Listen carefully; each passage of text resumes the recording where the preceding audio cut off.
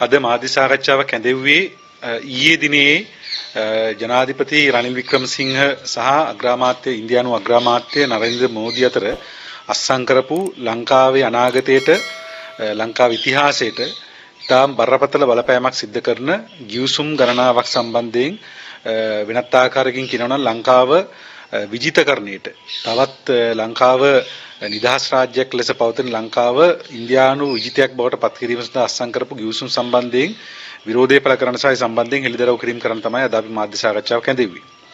දැන් ඊයේ දවසේ අත්සන් කරපු ගිවිසුම් අතර මාධ්‍යට ප්‍රකාශ කරපු ආකාරයට ගිවිසුම් ගණනාවක් තියෙනවා. ප්‍රධාන වශයෙන් මේකේ මූලික කාරණේ තමයි ත්‍රිකුණාමලයේ ඉලක්ක කරගත්ත ආර්ථික කලාපයක් ආරම්භ කිරීම. දෙවෙනි කාරණය තමයි ලංකාවේ බලශක්ති ක්ෂේත්‍රයේ සියලුම පැතිවල අධිකාරීත්වය ආධිපත්‍ය ඉන්දියාව අතට ගැනීම සහ ඊට අමතරව ඒකත් එක්ක සම්බන්ධ තවත් ව්‍යාපෘති ගණනාවක් මේගොල්ලෝ යෝජනා කරලා තිනවා. දැන් මේකේ ව්‍යාපෘති විදිහට ගත්තොත් එහෙම මේ ව්‍යාපෘතිය හඳුන්වන්නේ මේ ගිවිසුම හඳුන්වන්නේ මේගොල්ලෝ මේ ගොඩනගන මධ්‍යස්ථානයේ ජාතික හා කලාපීය කාර්මික හා බලශක්ති සහ ආර්ථික ක්‍රියාකාරකම් මධ්‍යස්ථානය. මෙන්න මේ නමින් තමයි ත්‍රිකුණාමලයේ මේ ආර්ථික කලාපය ආරම්භ කරන්න හදන්නේ.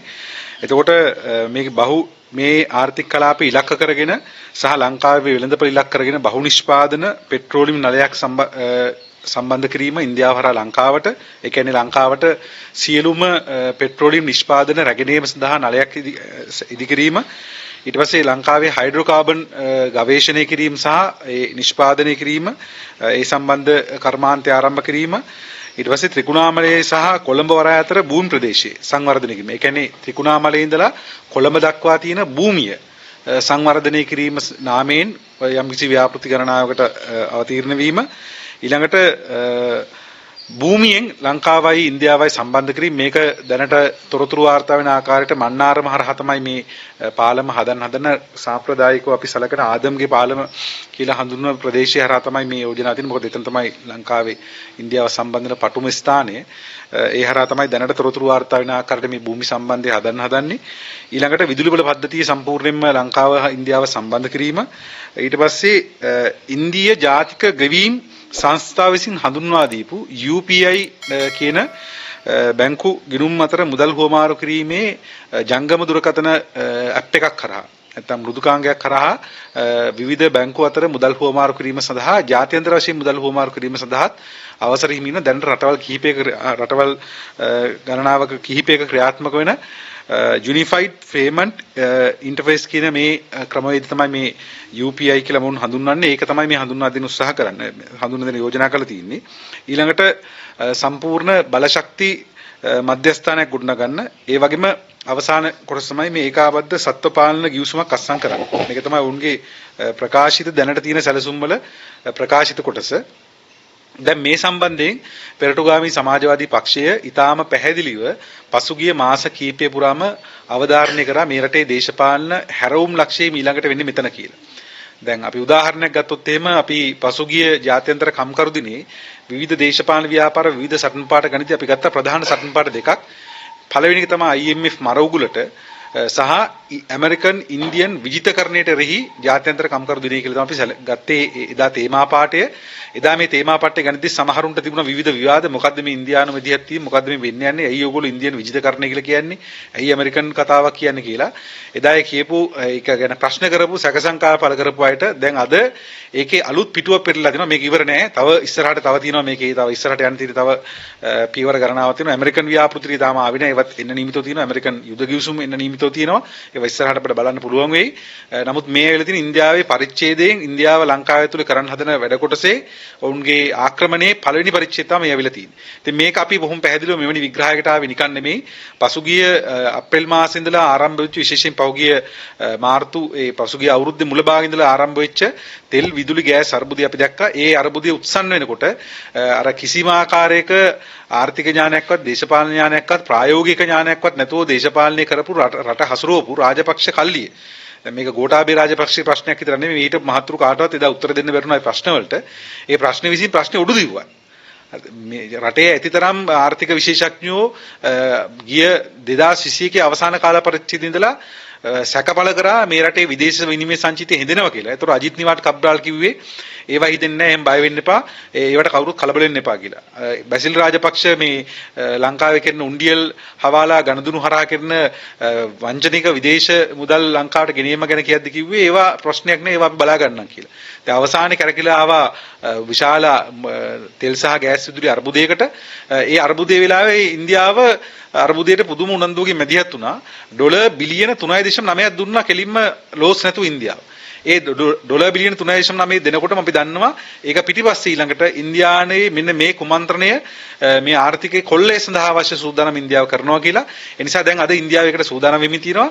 මේ සූදානම් වෙන ඉන්දියාව 1980 දශකයේ තිබුණු ඉන්දියාවටත් වඩා ඊටාම දේශපාලන වශයෙන් සහ ආර්ථික වශයෙන් වෙන ගුණාත්මකව තියෙන වෙන තැනක. ඒක තමයි මේ රටේ ජනතාව අඳුර ගන්න ඕනකම තියෙන එක කාරණයක්. මොකද අද ඉන්දියානු ආර්ථිකය ලෝකයේ දැන් මේ ඉදිරි කාර්තු කීපය තුල ලෝක ආර්ථික අවපාතයක් එන නිමිතයි කියලා විශේෂයෙන් ආර්ථික විශ්ලේෂකයෝ ගණනාවක් පළ කරනවා. විශේෂයෙන් මේක ඒ ආර්ථික අවපාත එන්න නියමිතයි කියලා කියන්නේ යුරෝපීය රටවල් වලට එක්සත් ජනපදයේ සහ විශේෂයෙන් බටහිර කේන්ද්‍ර කරගත්ත ආර්ථිකය තමයි එන්න නියමිතයි කියලා කියන්නේ. ඒ වගේම සමහර මේ පෙරදිග ආර්ථිකය පහුගිය කාලේ වර්ධනය වෙච්ච චීන වගේ රටවලටත් මේ ආර්ථික අවපාතය බලපානවා කියලා උන් කියනවා. නමුත් ඒ හැම කෙනාගේම තියෙන ප්‍රෙඩික්ෂන් වල නැත්නම් හැම කෙනාගේම තියෙන පුරෝකථනයන්ගේ ඔවුන් හැම කෙනාම බොහොම දැඩිව කියන කාරණයක් තමයි ඉන්දියානු ආර්ථිකයට මේ අවපාතය තුළ කිසිම බලපෑමක් වෙන්නේ නැහැ කියලා. ඒ නිසා ඉදිරි අවුරුදු 10 ඇතුළත ඉන්දියානු ආර්ථිකයේ වේගයෙන් ප්‍රසාරණය වෙනවා කියන එක තමයි ඔවුන්ගේ ඒක නිගමනයක්. එතකොට මේ ආර්ථිකයේ ප්‍රසාරණය වුවන් පස්සේ කවුරුත් හිතන්න එපා මේ ඉන්දියාවේ ජනතාවගේ ආර්ථිකය නෙමෙයි මේ ප්‍රසාරණය වෙන්නේ. ඉන්දියාවේ අදානිලා අම්බානිලා වගේ ලෝකේ දැන් ඉන්න අංක එකේ ධනවතුන්ගේ ආර්ථිකය ප්‍රසාරණය වෙන්නේ. ඒ නිසා ඒ ආර්ථික ප්‍රසාරණයට ඒ ප්‍රාග්ධන ප්‍රසාරණයට ඒ ප්‍රාග්ධනයට අලුතෙන් බිම් හොයාගෙන යන්න නැත්නම් අලුතෙන් විවිධ රටවල් වලට කඩාවදින්න අලුත් සූරාකෑම සඳහා අලුත් බිම් නිර්මාණය කරගන්න අවශ්‍යයි.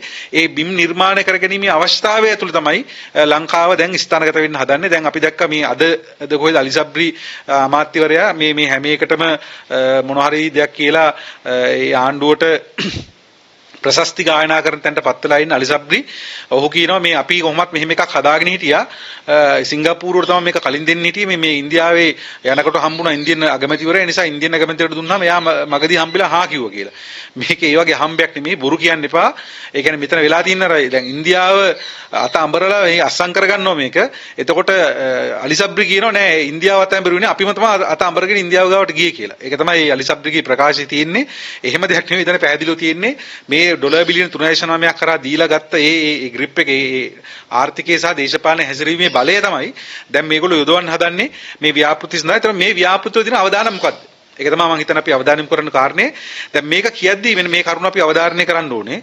දැන් දේශපාලනේ තියෙනවා අර ඒ කියන්නේ යම් කිසි දිග ප්‍රක්ෂේපිත විශ්ලේෂණ කියලා අපි සාමාන්‍යයෙන් හඳුන්වන දෙයක් තියෙනවා. ඒ කියන්නේ ප්‍රක්ෂේපිත විශ්ලේෂණයක් කියලා කියන්නේ ඒ කියන්නේ අපි අර ප්‍රොජෙක්ෂන් ඇනලයිසිස් එකක්. ඒ කියන්නේ අපි යමක් මේ වෙන මොහොතේ වෙන දේ නෙමෙයි ඒ දේ තව තැනකට ගියහම පස්සේ නැත්නම් තව අවුරුදු කීපයකින් පස්සේ ඒ දේ ඇති වෙන ප්‍රතිඵලය මොකද්ද?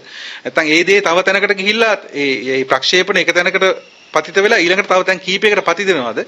ඒවෙන් ඇති වෙන ප්‍රතිඵලය මොකද්ද කියලා තමයි අපි සාමාන්‍ය විශ්ලේෂණයක් කියලා කියන්නේ. එතකොට මේ අපේ ඉදිරිපත් කිරීම එවැනි විශ්ලේෂණයක් මත පදනම් වෙලා තියෙනවා. ඒ කියන්නේ දවසේ පින්තූරේ ගත්තොත් එimhe හරි ලස්සනයි. මෝඩි ඉන්නවා මේ පැත්ත ඉනාවිලා, රනිල් ඉන්නවා මේ පැත්ත ඉනාවිලා දෙන්න ලස්සනට අතරක් දීලා මේක අස්සම් කරනවා. ඊට පස්සේ ප්‍රකාශනිකුත් වෙනවා ආර්ථිකය හදනවා කියලා කියනවා. ඉන්දියාවේ හැමදාම මිත්‍රයා කියලා කියනවා. අපි කොහොමද මෙයාව බලා ගන්නවා කියලා කියනවා. මේ ළමයාට අසනීප වුණාම පස්සේ අපි තමයි බෙහෙත් දෙන්න කියලා කියනවා. ඒ වගේ ඒවා කියනවා මෝඩි.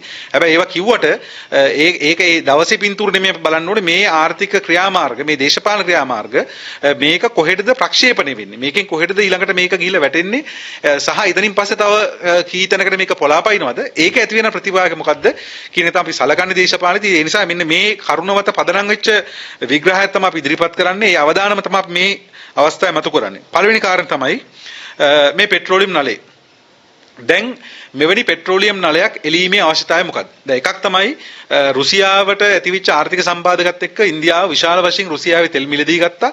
ඒ නිසා ඉන්දියාව ලංකාව ඇතුළු බොහෝ රටවල් වලට තෙල් අපනයනයේදී විශාල ආදායමක් ඉපුවා. සාමාන්‍යයෙන් දැනට සලකන ඉන්දියාවේ තෙල් අපනයනයෙන් ආදායම උපයන රටවල් අතර ඉදිරියෙන් ඉන්නවා කියලා. ඉතින් ඒ නිසා ඉන්දියාව එහෙම විශේෂ තෙල් හැකියාවක් නැතුව මේ රුසියාවේ ඇතිවෙච්ච අර්බුදේ පාවිච්චි කරා ඔවුන්ගේ තෙල් වෙළඳාම සඳහා. එතකොට ලංකාවෙත් මේ IOC එක විශාල ලාභයක් අත්පත් කරගත්ත මේ කරා. ඉතින් ඒක අපිට පැහැදිලි. දැන් ඒ తాවකාලික සාධක තියෙන අතරතුර මේගොල්ලෝ උත්සාහ කරනවා ලංකාවේ තෙල් වෙළඳ පොළට තවත් අඩියක් තියන්න නලයක් දාලා. ඉතින් කාට හරි හිතෙන්න පුළුවන් නල වලින් ගේන එක හොඳයිනේ නැව් වලින් ගේනවට වඩා වීදමත් අඩු වෙනවනේ කියලා. ඉතින් වීදම අඩු නැහැ කියලා ලංකාවේ වෙළඳ පොළේදී ඒගොල්ලෝ අඩුවෙන් දෙන්නේ. අපි දැන් මේ ලංකාවට ලාභයට දෙන්න ඕනේ.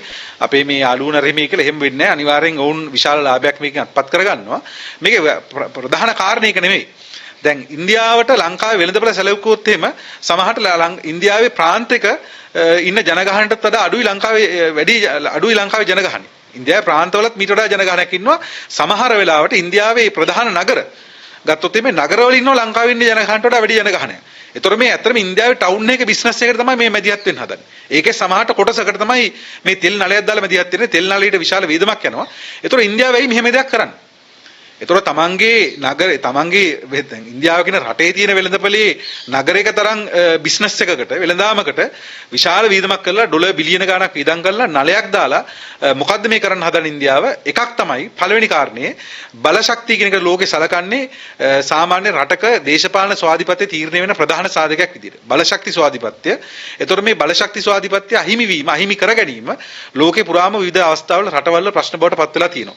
දැන් අපි දන්නවා මේ ඉන්දියාව මේ විදිහටම තෙල් සැපයුම නිසා බංග්ලාදේශ සහ විශේෂයෙන් නේපාලේ විශාල අධිකාරීත්වයක් ගොඩනගාගත්ත දේශපාලන හසුරුවන්න. දැන් නේපාලේ කොමියුනිස්ට් පක්ෂ ජයග්‍රහණය කළත් අන්තිමට නේපාලට බැරුණා ඉන්දියාවේ ග්‍රහණයෙන් ගැලවෙන්නේ. ඒ නිසා ඉන්දියාව සාමාන්‍ය නේපාල දේශපාලනේ සලකන්නේ ඉන්දියානු හිතවාදීව හැසිරෙන දේශපාලනයක්. නැත්නම් ඉන්දියාවේ රූකඩ දේශපාලනයක් විදිහට තමයි නේපාල දේශපාලනේ සලකන්නේ. ඒතර බංග්ලාදේශයේ මීට අවුරුදු ගානකට කලින් මේ ඉන්දියාවේ තෙල් මත විශාල වශයෙන් පදනම් වෙලා ඉඳලා පසු කාලෙම ටික ඔවුන් එකෙන් එළියට ආවා. එතකොට ලෝකේ මේ ඉන්දියාවෙම තෙල් ගත්ත රටවල එහෙම අත්දැකීමක් තියෙනවා. ඒතර එහෙම තියෙද්දි තමයි ලංකාව සූදානම් වෙන්නේ මේ තෙල් නලයක් කරා ලංකාවේ තෙල් වෙළඳාම සම්පූර්ණ ඉන්දියාවත් එක්ක සම්බන්ධ කරන්න. ඉතින් එතකොට දෙවෙනි කාරණේ තමයි දැන් ඉන්දියාව මේ තෙල් නලය එළුවට පස්සේ ඉන්දියාවට ඊටාම අඩු මිලට ලංකාව තුළ තෙල් ගේන්න පුළුවන් ප්‍රවාහන වීදම සම්පූර්ණයෙන්ම මැකෙනවා, කැපෙනවා. එතකොට සමහරට ඉන්දියාව එක්ක දැන් අපි ලංකාවේ තෙල් වෙළඳාම විවෘත කරනවා. සිනෝපෙක් එක එනවා, තවත් ඕස්ට්‍රේලියානු සමාගමක් එනවා, IOC එක තියෙනවා, සහ සිපෙට්කෝ එක තියෙනවා. මේ විදිහට තෙල් වෙළඳපොළ විවෘතයි කියලා කිව්වට එක්කෙනෙක් ඉන්නවා ඊටාම අඩු මිලට තෙල් සැපීම ලබා ගන්න. එතකොට ඒක නිසා අනිත් පැත්ත වෙන්න පුළුවන් දේ තමයි ඔවුන්ට පුළුවන් වෙනවා තරංගකාරී මිල ක්‍රමයේදී ඊටාම පැහැදිලිව ඉතුරු තරංගකරුවන්ව ඉවත් කරන්න. ඒ නිසා මේ తాවකාලිකව මේ තියෙන තරංගකාරී තත්ත්ව ඉවත් වෙලා ක්‍රමානුකූලව ඒකාධිකාරීය තෙල් වල සම්පූර්ණ ඒකාධිකාරය ගොඩනැගෙන්න පුළුවන් ඉන්දියාවට. ඒ නිසා ඒවා ඉදිරියේදී වෙන නිමිති දේවල් නිසා පැහැදිලිවම මේ තෙල්වල ඒකාධිකාරය ඉන්දියාව අතට පත්වීම බලශක්ති ස්වාධිපත්‍ය පත්වීම බරපතල ප්‍රශ්නයක්. ඉතින් මේක තෙල් විතරක් නෙමෙයි, මේකට සම්බන්ධයි විදුලිය. ඊළඟට මේගොල්ලෝ හයිඩ්‍රෝකාබන් ගවේෂණය කරන්න සූදානම් වෙනවා සහ නිෂ්පාදනය කරන්න. ඒතර ඒක පැහැදිලිව මේකේ ගිවිසුම් මේකේ කොන්දේසි අපි දන්නේ නැහැ. දැනටමත් අපිට පේනවා ඉන්දියාව ගාව දන ගහලා තියෙන විදිය. ඒ නිසා මේ ලංකාවේ තියෙන සම්පත් ස්වභාවික සම්පත් පාවිච්චි කිරීමේදී අත්සන් කරන ගිවිසුම් අනිවාර්යෙන්ම මේ අර වත්ත බද්දට දීලා ඇස්සර දතින වෙන වගේ ගිවිසුම් වෙනවා මිසක් වෙන දෙයක් වෙන්නේ නැහැ. ඒ නිසා මේ ගිවිසුම් අනිවාර්යයෙන්ම ලංකාවට පාඩු සහිත ගිවිසුම් බවට පත් වෙයි. ලංකාවේ සම්පත් කොල්ල කෑම අදාන්ලට අම්බාන්ලට ඕන විදිහට ලංකාවේ බලශක්තිය කොල්ල කෑම සහ ඉන්දියානු ආර්ථිකයේ අවශ්‍යතාවලට ඒව කොල්ල කෑම මේ හරහා සිද්ධ වෙන්න ඉඩ තියෙනවා. ඒක තමයි මේකේ අනිත් පැත්ත හයිඩ්‍රෝකාබන් ගවේෂණය ඇතුළේ තියෙන. ඊළඟට දැන් මේකටම සම්බන්ධයි මේ තෙල් නලයේ එලීමත් එක්ක සම්බන්ධයි මේ ත්‍රිකුණාමල ආර්ථික කලාපේ. දැන් අපි දන්නවා දැනටමත් ත්‍රිකුණාමලයේ තෙල් ටැංකි ටිකේ අයිතිය තෙල් ටැංකි වල බලය පහුගිය අවුරුදු කිහිපයකට කලින් ගත්තා. මොකද මේ ලංකාවේ පාලකයෝ දවස ගානේ දවසට ජීවත් වුණාට දැන් ඉන්දියාව වගේ රටවල් දැන් සැලසුම් හදලා තියෙන 2075ට.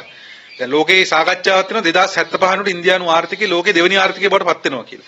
එතකොට ඉන්දියාව දැන් සැලසුම් හදන්නේ ලෝකේ ඒ දක්වා සැලසුම් හදන්නේ. එතකොට මීට අවුරුදු කාලකට කලින් තමයි ගම්මන්පිල උන්නැහැක ගිහිල්ලා මේ ගිවිසුම් අස්සම් කරලා තෙල් ටැංකි ටික ගත්තේ. දැන් තමයි ඒක ඉතුරු කෑල්ලෙන්නේ.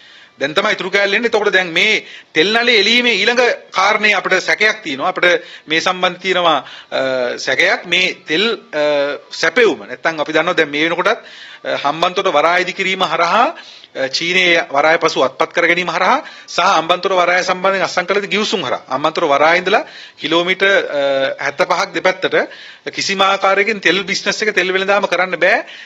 මුහුදත් එක්ක කරන තෙල් වෙළඳාම කරන්න බෑ ලංකාවේ රජයට. නැත්තම් ලංකාවේ වරාධිකාරියට හරි ලංකාවේ පෙට්‍රෝලියම් එකට හරි කරන්න බෑ. ඒතර එවැනි ගිවිසුම් වල සීමා තියෙනවා හම්බන්තොට අත්සන් කළ තියෙන ගිවිසුමේ. ඒතර මේගොල්ලෝ සමහර උත්සාහ කරනවා වෙන්න පුළුවන් ත්‍රිකුණාමලයේ වරායත් අත්පත් කරගෙන ත්‍රිකුණාමලයේ ආර්ථික කලාපේ තත්පත් කරගෙන ත්‍රිකුණාමලය හරහා ලෝකයේ විවිධ නැව් වලට තෙල් සැපයුම් දෙන මධ්‍යස්ථානයක් බවට පත් කරගන්න. සමහරට ඒක කොළඹ වරාය වෙන්නත් පුළුවන්. මොකද ඒකට හේතුව ත්‍රිකුණාමලය සහ කොළඹ අතර සම්බන්ධ කරන මේ භූමි ප්‍රදේශයේ ආර්ථික සංවර්ධන කලාපයක් විදිහට නම් කරන්න යෝජනා කරනවා. ඉතින් අපිට මතකයි පහුගිය කාලේ ටියුෂන් පන්ති වල සමහර ගුරුවරු මේ ත්‍රිකුණාමලයේ කොළඹයි සම්බන්ධ කරලා අර භූමි භාගය සම්බන්ධ කරලා ඒ ටික මෙහෙම ඉරි වලින් පාට කරලා ලංකාව දෙකට වෙනවා කියලා මේ පහුගිය කාලේ ඇමරිකාවත් එක්ක අස්සම් කරන්න සූදානම් වෙච්ච ගිවිසුම ගැන අඳුණා තියෙනවා. රාජපක්ෂ බලයට එන්න කලින් දැන් ඒගොල්ලන්ට කියනවා මේ ගිවිසුමේ කෙලින්ම දැන් ඒක ඇවිල්ලා තියෙනවා. ඉන්දියාව කියනවා ත්‍රිකුණාමලයේ කොළඹයි සම්බන්ධ කොළඹ වරාය සම්බන්ධ කරපු භූමියෙන් සම්බන්ධ කරපු කලාපයක සංවර්ධන කටයුතු වල සූදානම් වෙනවා කියලා. එතකොට මේක ආර්ථික කලාපයක්ද? මේ ආර්ථික කලාපයේ මොකක්ද දෙන ගිවිසුම් මොනවද කොන්දේසි? මේ කිසිවක් හන්න නැතුව තමයි දැන් මේ ගිවිසුම ක්‍රියාත්මක කරන්න හදන්නේ. මේක ක්‍රියාත්මක කරද්දී දයෝපගත සිදුවීම තමයි රාජපක්ෂ ජුන්ටාව ඒ පාලනය ඇතුළේ අත් උස්සුස්ස ඉන්නවා. දැන් මේව ඔක්කොම ක්‍රියාත්මක කරද්දී හැමදාම මේවට විරුද්ධව ව්‍යාජ ලෙස පෙනී හිටපු ව්‍යාජ ලෙස දේශප්‍රේමයකට කතා කරපු රට ගැන බොරුවට හැමදාම පෙනී ඉන්නවා කියලා පෙන්නපු දිනේෂ් ගුණවර්ධනලා ඊට පස්සේ තව රාජපක්ෂ නඩය ඒ ජාතිකවාදී නාමයෙන් දේශපාලන බලය ගත්ත ඒ නඩය තමන්ගේ දෙපරන්දස්ස ගහගෙන වලිගය මේ ආණ්ඩුව ඇස්සේ läගලා ඉන්න එක තමයි මේක ඊටාම හාස්‍යජනක දයෝපගත සිදුවීම. ඒකක් තියෙනවා මේක ඇස්සේ. මේ නාට්‍ය ඇස්සේ. ඒකත් අපිට බලන්න පුළුවන්. එතකොට මේ භූමියෙන් සම්බන්ධය හදන්න යෝජනා කරනවා. මේ භූමියෙන් සම්බන්ධය හදන්න යෝජනා කරන්නේ ඉන්දියාව සහ මන්නාරම හරහා තමයි මේ භූමි සම්බන්ධය හදන්න යෝජනා කරන්නේ.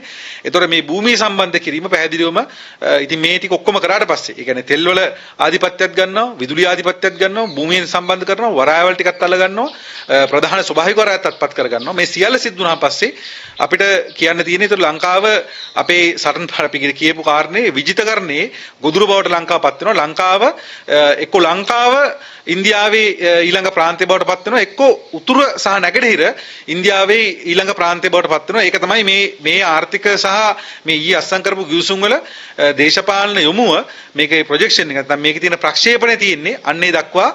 ඒ නිසා ඒ අනතුරු දකින්න කියලා අපි මේ රටේ ජනතාවගෙන් විශේෂයෙන් ඉල්ලා හිටනවා. දැන් ත්‍රිකුණාමල වරාය වගේ එකක් ගත්තොත් එහෙම ඒක ඊටාම මේ සාමාන්‍යයෙන් පහුගිය ලෝක ඉතිහාසයේත් ලෝක විශේෂයෙන් දෙවන ලෝක යුද්ධෙදී සලකන්නේ මේ බ්‍රිතාන්‍යයන්ට ජයග්‍රහණය ලබන්න නැත්නම් බ්‍රිතාන්‍යයන්ට ජපානය පරාජය කිරීම සඳහා බලපාපු ප්‍රධාන යුදමය වැදගත්කම් සහිත තැන් දෙකක් සාකච්ඡා කරනවා සාමාන්‍ය දේශපාලන ඉතිහාසයේ මේ ලෝක යුද්ධයට අදාළ යුද ඉතිහාසයේ ඒ තැන් දෙක තමයි එකක් මලක්කා සමුද්‍ර සංධියේ ඒ බලය බ්‍රිතාන්‍යයන් සතුව තිබීම, බ්‍රිතාන්‍ය නාවික හමුදාව සතුව තිබීම, ඊළඟට ත්‍රිකුණාමල වරායේ බලයේ නාවික බ්‍රිතාන්‍ය නාවික හමුදාව සතුව තිබීම. ඒ නිසා මේ ත්‍රිකුණාමල වරාය කියන එක අද ඒක දීවර වරායක් විදිහට නැත්නම් සාමාන්‍ය කටයුතු කරන වරායක් ලෙස පැවතුනාට මේක භූදේශපාලනික වශයෙන් සහ නාවික යුද දේශපාලන වශයෙන් ඊටාම වැදගත් වරායක්. මොකද මේක ස්වභාවික වරායක්.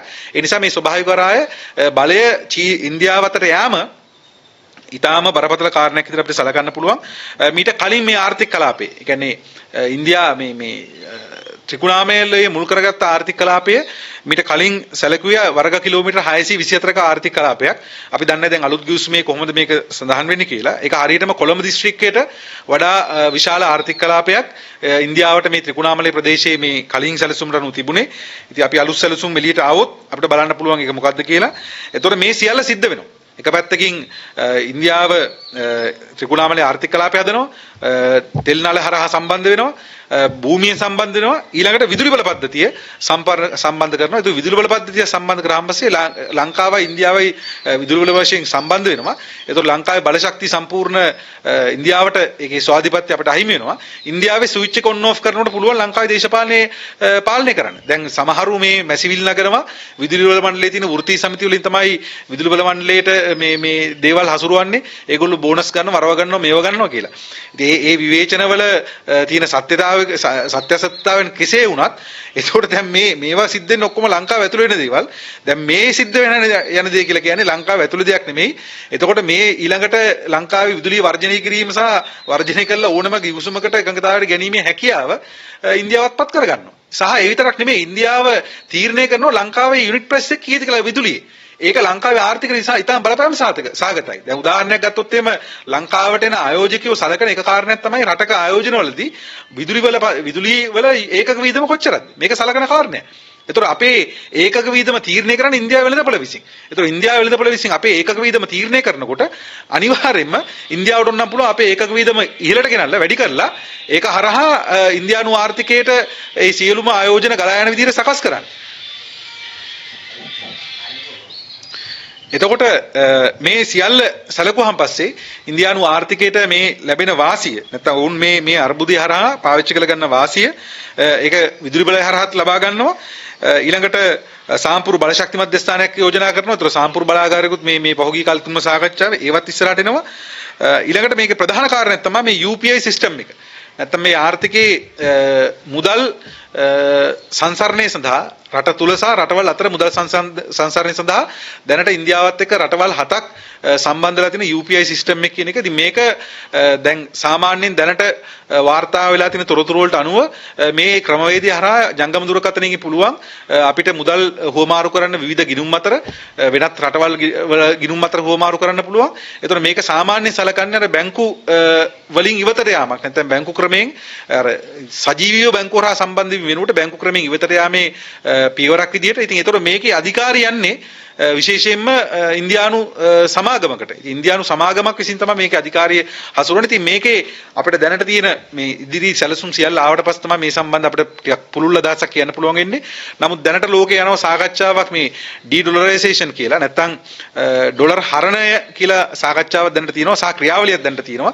ලබන අගෝස්තු මාසයේ කැඳවන්න නියමිතව තියෙන බ්‍රික්ස් සමුළුවේදී සාකච්ඡා වෙන නියමිතව තියෙන අලුත් මුදල් ඒකකයක් හඳුන්වා දෙන්න. ඉතින් ඩොලරයෙන් ඉවතට යාම කියන එක ලෝකයේ ආර්ථිකයේදී යම්කිසි දෙයක ධනාත්මක ප්‍රවණතාවක් වෙන්න පුළුවන්. ලෝකේ ඩොලරයට ලබා ගැනීම තියෙන අධික බලය, ඒ බලය දේශපාලන වශයෙන් පාවිච්චි කිරීම කියන කාරණේ උඩ ඒක ධනාත්මක සාධකයක්. නමුත් ඒ හරහා තවත් අධිකාරියක බලයට යටත් කිරීම කියන එක තමයි මේක පිටිපස්සේ ඊළඟට එන්නේ. ඒ කියන්නේ මේ ඩිඩොලරයිසේෂන් වලින් එන්නේ ප්‍රජාතන්ත්‍රවාදයක් නෙමෙයි.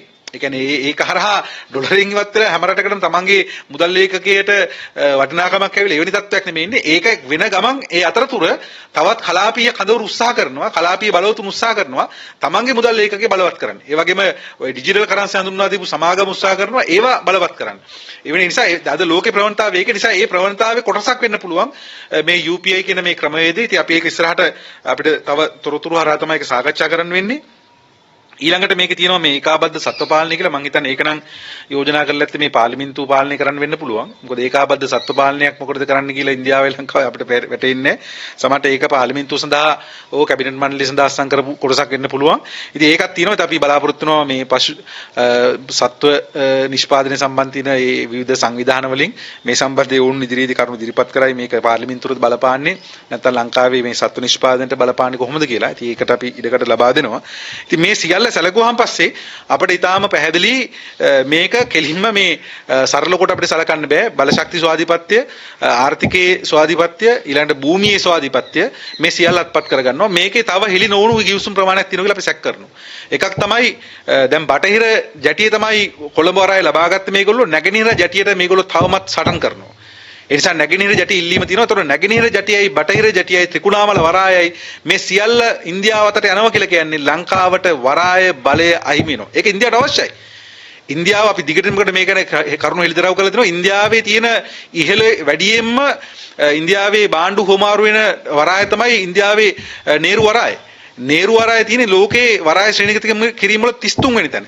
දැන් ලංකාවේ කොළඹ වරාය තියෙන වරාය ශ්‍රේණිගත කිරීම වල 16 17 වෙනි තැන වගේ තියෙනවා. එතකොට ඉන්දියාවට වඩා ලංකාවේ වර්ෂයක කරන බහලුම් එහා මෙහා කිරීම නැත්නම් බහලුම් කන්ටේනර්ස්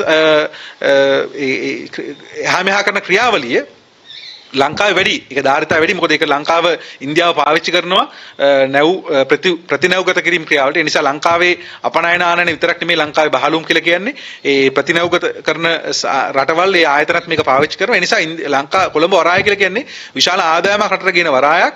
ඒතර මෙන්න මේ මුළු ව්‍යාපෘතිය නැත්නම් මේ ව්‍යාපාරය තමයි ඉන්දියාව අත්පත් කරගන්න හදන. ඒ නිසා මේක තියෙනවාද කියලා අපිට සැකයක් තියෙනවා.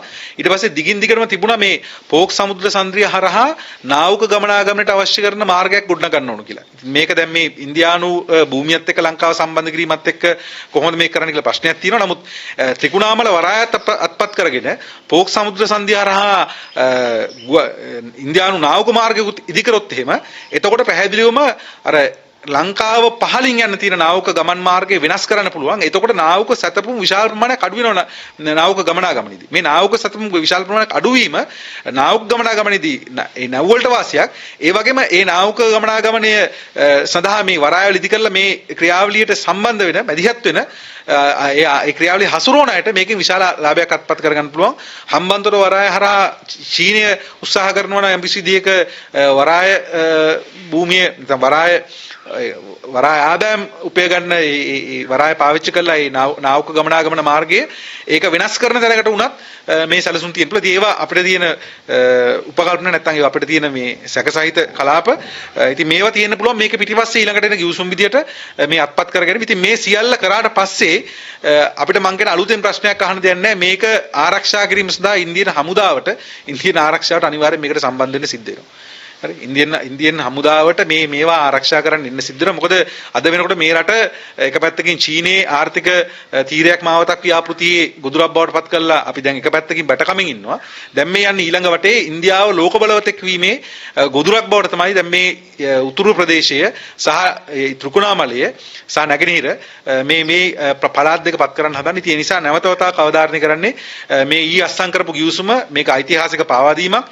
මේක ඓතිහාසික ද්‍රෝහිකමක් මේ රටේ ජනතාවට දීව කරපු මේක කරන්න රනිල් වික්‍රමසිංහට බලයක්වත් හැකියාවක් නැහැ. රනිල් වික්‍රමසිංහ පහුගිය මැතිවරණ පරාජය වෙච්ච පුද්ගලෙක්. ඔහුට ජනවරමක් නැහැ. ඒතර ඔහුට ජනවරමක් නැතුව තමයි මේ සියල්ල කරන්නේ. ජනවරමක් තිබිච්ච අය අවුරුදු 99 ගිවිසුම් අස්සම් කරද්දී මිනිස්සු ප්‍රශ්න කරා අවුරුදු 5කට බලයට ඇවිල්ලා කොහොමද අවුරුදු 99කට ගිවිසුම් අස්සම් කරන්න කියලා. ඒ ජනවරමක් තිබිච්ච අය අස්සම් කරද්දී දැන් මේක සිද්ධ වෙන්නේ ජනවරමක්වත් නැති පාලකෙක් තමයි අඩුමතරමේ මහජන නියෝජිත ආයතන ප්‍රජාතන්ත්‍රවාදී පාර්ලිමේන්තුව තමයි උත්තරීතර ව්‍යවස්ථාවට යටත් වෙන්න කියලා අනිත් මිනිස්සුන්ට බණ කියන කට්ටිය මේ ගිහිල්ලා අස්සම් කරන ගිවිසුම් කවුරුවත් දකින්න නැතුව රටවත් දකින්න නැතුව ජනතාවත් දකින්න නැතුව ජනතාවගේ ඉරණම තීරණය කරන ගිවිසුම් අස්සම් කරනවා. මේක කරන්න මේ රනිල් වික්‍රමසිංහගේ පුජ්‍යලට අයිතියක් නැහැ. නිසා ඔහු පැහැදිලිවම මේ රට ආර්ථිකයේ ගොඩනංගු පුජ්‍යල විදිහට මේ ඉතිහාසගත වෙන්නේ මේ ඓතිහාසික ද්‍රෝහිකමට සම්බන්ධ වෙච්ච මිනිහා විදිහට තමයි ලංකාවේ අනාගත පරම්පරාව කවදාද දවසක ඔහු දිහා දකින්නේ. ඒ නිසා මේක අපි අද දකින්න අද දවස නෙමෙයි තව අවුරුදු 10ක් 20ක් 30ක් 40ක් ඉස්සරහට මේ රට ගෙනියන්න හදන මාවත සම්බන්ධයෙන්. ඒ නිසා මේ පාවා දීමට තමයි මේ රට ගෙනියන්න හදන්නේ අත්පත් කර ගැනීමට. ඒ නිසා එක පැත්තකින් IMF කොන්දේසි වලින් මේ රටේ ආර්ථිකයට පහර දෙමින් ඉන්නවා. ජනතාවගේ අයිතිවාසිකම් කොල්ලකමින් ඉන්නවා. ඊළඟ වටේ දැන් මේ ඇවිල්ලා තිනවා ඊළඟ න්‍යාය පත්‍රය ඉන්දියානු ඩොලර් බිලියන 3.9 ණය වලට හිලව් වෙන්න උතුර සහ නැගෙනහිර ඉන්දියාවට පැවරීමේ ව්‍යාපෘතිය තමයි මේ ඇවිල්ලා තියෙන්නේ. ත්‍රිකුණාමල ආර්ථික කලාපය හරහා ලංකාවේ ස්වාධීපත්‍ය ගොදුරු කිරීමේ ව්‍යාපෘතිය ඇවිල්ලා තියෙන්නේ. ඒ නිසා මේක පරාජය කරන්න ඕනේ. ඉතින් පාර්ලිමේන්තුවට මේක ගෙනාවත් අපි හිතන්නේ ඒ පාර්ලිමේන්තුවේ ඉන්න මහත්තුරු එහෙට මෙහෙට වැනෙන්න පුළුවන්. දැනට කොටසක් ඕනම දෙයක් සම්බන්ධයෙන් කියන්නේ අපි ඡන්දයක් වෙනකන් ඉන්නේ ඡන්දයක් අහම මේක බලා ගන්නවා කියලා. තව කට්ටියක් කියන්නේ ඒකේ කොටසක් හොඳයි කොටසක් නරකයි කියලා.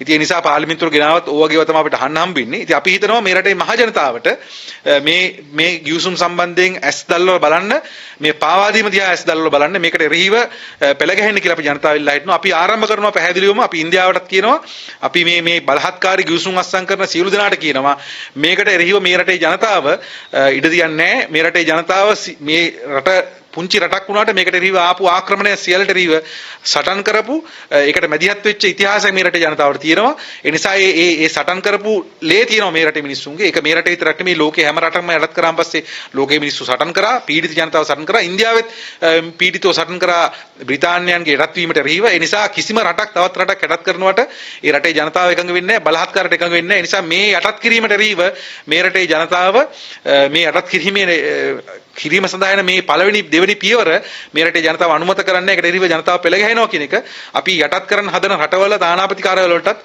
අපි අනතුරු අඟවනවා.